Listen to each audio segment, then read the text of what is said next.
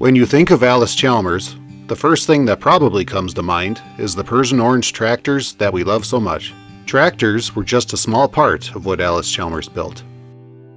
This booklet, put out by the company in 1930, lists all the different products that they made. Just a few examples from this massive list are cement making machinery, flour milling machinery, generators,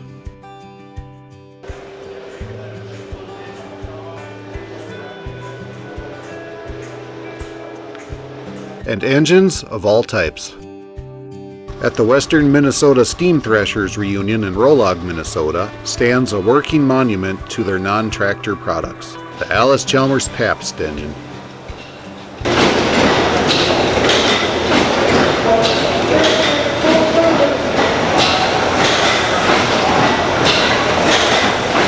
Ordered from Allis Chalmers in 1905 and built at the West Allis Works, this 170,000-pound engine was installed at the Pabst Brewery in 1906.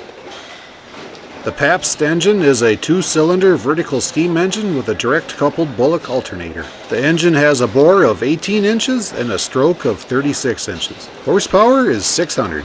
Original operating speed was 125 RPMs, but Rollag keeps it around 25 RPMs nowadays. The Bullock alternator was rated at 400 kVA with a three-phase output of 440 volts at 25 cycles. The Pabst engine was one of two identical engines that Allis built for the brewery. It operated from 1906 till 1968 when it was taken out of service, never experiencing a breakdown. Allis Chalmers realized the important part of their history the Pabst engine represented and had it disassembled and placed into storage. The other identical engine was scrapped. Allis Chalmers planned to reconstruct the Pabst engine in front of the factory as a monument to their early years. In 1975, these plans had not yet materialized, and the engine was donated to Rollag. In 1979, reassembly began, and in 1984, after a 16-year rest, the Pabst engine was restarted at its new home, where you can visit and see it running every Labor Day weekend.